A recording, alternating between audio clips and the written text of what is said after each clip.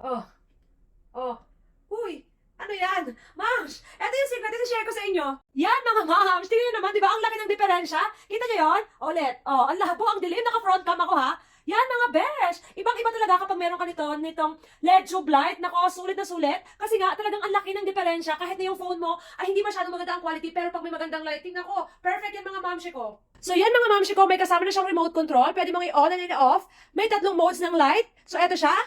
Yan, may 3 modes ng light yung mga mamshi ko. At pwede mo siyang i-dim light. So pwede mong bawasan yang ilaw at ipating ka rin yung ilaw na yan, ganyan yan mga besh. O, di ba? At ang maganda din dito mga mamshi ko, pwede ka pang magbawas. Yan, o, ang syala. O, di ba? Bawasan mo yung ilaw mo, pwedeng-pwede yan mga mamshi ko.